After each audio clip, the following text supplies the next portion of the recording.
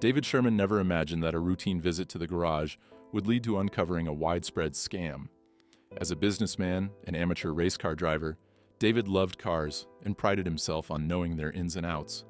His beloved vehicle, well maintained over the years, had recently started acting up. After a quick inspection, David diagnosed the issue as a simple need for an oil change. Nothing major, or so he thought.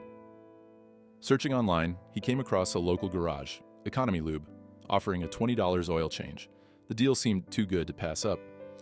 That afternoon, David brought his car in, expecting a quick and inexpensive service. However, things took a surprising turn. The garage informed him that his car needed extensive work, including a coolant flush, brake fluid system servicing, and transmission maintenance. They explained that these issues would require them to keep the car overnight. Though skeptical, David reluctantly agreed. When he returned the next day, David was hit with a $287 bill. Shocked, he questioned the steep cost, but the staff assured him the services were necessary and had been completed. Unconvinced but unwilling to escalate the matter, David paid and drove home. Later, curiosity got the better of him, and he decided to inspect the supposed work. To his dismay, it became evident that while the oil change had been done, none of the additional services had been performed. The coolant, brake fluid, and transmission system were untouched. David realized he had been scammed. Determined to uncover the truth, David devised a plan. He enlisted the help of a friend and equipped their car with hidden cameras, one on the dashboard, one under the car, and another under the hood.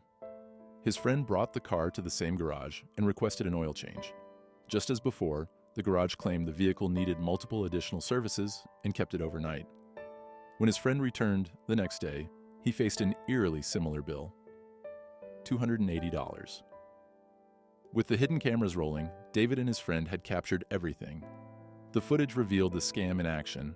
Mechanics performed the oil change but skipped all other services they charged for. David's suspicion turned to anger as he realized this wasn't a one-time mistake. It was a deliberate and rehearsed scheme to upsell unnecessary services. Armed with evidence, David contacted the police, but they were overwhelmed with cases. Instead, they referred him to Mark Simpson, a former fraud investigator with expertise in corporate misconduct. Simpson was appalled by what he saw. If they're receiving payment for services they didn't perform, that's fraud, plain and simple, he stated. Together, David and Simpson confronted workers at the garage. Their admissions were shocking. "This is what we're trained to do," one worker confessed. "If we don't upsell enough, we get fired.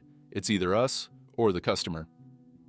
Another worker admitted, "We target people who don't know much about cars. It's easy money." The CEO of Economy Lube denied any wrongdoing, claiming ignorance of the fraudulent practices. However, David wasn't convinced. The problem was systemic, and the rehearsed nature of the scams suggested management's involvement. Determined to expose the company on a larger scale, David devised a second, more elaborate plan. This time, he borrowed a friend's car and ensured every component, fluids, battery, belts, was in pristine condition. Hidden cameras were installed again, but with additional angles and live monitoring capabilities. To add a twist, David enlisted his elderly mother to pose as a clueless customer. She entered the garage and requested an oil change. As expected, the mechanics upsold multiple urgent services, including a new battery, serpentine belt replacement, and an air filter change. They even claimed a part was broken and needed immediate replacement. David's mother, coached to ask specific questions, played her role perfectly. When she requested to see the broken part, tensions rose. "Customers aren't allowed in the back," the mechanic snapped. Unfazed, she insisted they bring the part to the front. Reluctantly, they complied, but continued their charade. After completing these services, they handed over an inflated bill. However, the hidden cameras captured the truth. The belt and air filter hadn't been replaced, and the battery wasn't new. It had merely been wiped clean to look refreshed. With more damning evidence in hand, David expanded his investigation.